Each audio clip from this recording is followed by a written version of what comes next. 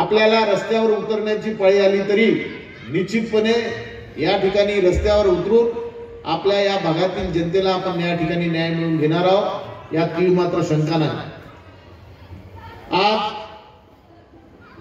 आपण सर्वजण पाहतात या देशामध्ये, या महाराष्ट्रामध्ये जे काही चित्र या ठिकाणी निर्माण होत चाललेलं आहे, अनेक दबाव तंत्राचा वापर चाललेला, पैशाचे आमिष दाखवून राहिलेल्या, वेगवेगळ्या प्रकारे युक्त्या लढवल्या जात आहे आणि हिंदू हृदय सम्राट वंदनीय बाळासाहेब ठाकरे यांचे पुत्र माननीय उद्धवजी ठाकरे यांना कसं शिवसेनेचं वलय कमी करता येईल, कसे आमदार फोडता येईल, कसे खासदार फोडता येईल, कसं त्यांच्या नेतृत्वामध्ये ज्या महाराष्ट्रात शिवसेना उभी झाली ती कशी खिळखिळी करता येईल, याचा दिवस रात्र या ठिकाणी प्रयत्न चाललेला आहे। टीव्हीच्या माध्यमातून तुम्ही आम्ही या ठिकाणी पाहत आहोत।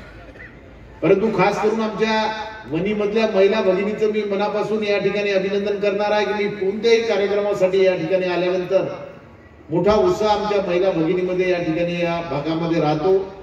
सातत्यानं आताच आम्हाला उपरेताई आणि आम्ही त्यावेळेस संजय भाऊ देरकरची तिकीट घेत असताना त्यावेळेस आम्ही होतो, त्यांनी सुद्धा तिकीट मागितली। मी सांगितलं की ताई आता संजय भाऊ देरकरला आपण या ठिकाणी तिकीट फायनल झालेली आहे। त्यांनी सांगितलं काही हरकत नाही भाऊ, आपण या ठिकाणी आपला आमदार या वणी विधानसभा क्षेत्रात आपण नक्की निवडून आणू।